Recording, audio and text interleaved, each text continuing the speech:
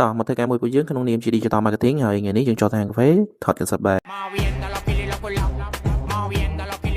Welcome ជាមួយនឹង episode ទី1ហើយថ្ងៃនេះយើងបានណាត់ team ទៅចូលទៅថតជាមួយនឹង concept បែប Halloween ហើយទាំងអស់គ្នាអាចនឹងឃើញពួកខ្ញុំរៀងច្រើនពីមួយរយៈនេះជាស្អែកទៅយើងអាសាចូលថតទេប៉ុន្តែដោយសារយើងមិនសូវបានថតខ្លួនឯងអញ្ចឹងចាប់ពីពេលនេះទៅអាចនឹងមានវីដេអូរៀងច្រើនតិចអញ្ចឹងការងារ Digital Marketing អត់មានអីច្រើនទេកាលពីលីភ្លើងលីកាមេរ៉ាទៅថតហ្នឹងហើយ concept ថ្ងៃនេះអាចយើងញ៉ៃតិចហើយប៉ុន្តែវាអត់ញ៉ៃជាងជីវិតពួកខ្ញុំទេអញ្ចឹងហើយក្នុងនាមពួកយើងជា Digital Marketing ក៏ដូចជា content creator យើងត្រូវធ្វើម៉េចដើម្បីផលិតវីដេអូក៏ដូចជាគ្លីបហ្នឹងឲ្យធ្វើម៉េចឲ្យមានពីទីហើយថ្ងៃនេះយើងថតទៅលើ page នៃ concept បែប Halloween អញ្ចឹងបើមើលទៅវារៀងញ៉ៃតិចហើយតែដូចបច្ចៈអញ្ចឹងវាអត់សូវញ៉ៃជាងជីវិតពួកខ្ញុំទេ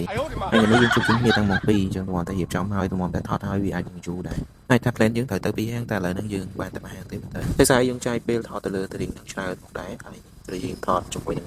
ជាមានតួដែរតែតួសានេះធ្វើរៀងលក្ខមុខអញ្ចឹងខ្ញុំមើលនៅtrongវីដេអូឃើញហើយហើយសកម្មភាពពីម្ដងទៅម្ដងយើងផ្សិតឆ្លងដែរតែបាច់ដើម្បីឲ្យគុណភាពក៏ដូចជាវីដេអូយើងចេញមកបានសារ concept ចាស់ទៅវាញ៉ៃមកចូលអា concept ថ្មីនេះក៏វារឹតតែញ៉ៃបន្ទាប់ពីថតចប់យើងទៅថតតួតែម្ដងតួថ្ងៃនេះមុខស្អាតតែអត់ឃើញមុខទេខ្ញុំទៅសារក្រុមការងារគាត់ចេះរក concept ឃើញដូចកន្លែងនេះអញ្ចឹងគាត់ឲ្យ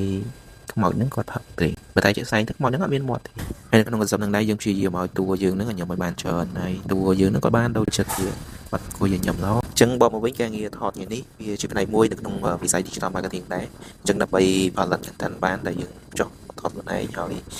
បង្កើតនៅអីដែលផ្នែកផ្នែកទៅបើសិនបើមានការងារបន្តែទៅនឹង Digital Marketing ខ្ញុំនឹងចេញទៅបន្ថែមទៀតក៏ដូចជាបង្ហាញពីសកម្មភាពក្នុងការងាររបស់យើងចង់ធ្វើការងារបើតែការងារ Digital Marketing ការងាររៀបចំកម្មវិធីក៏ដូចជា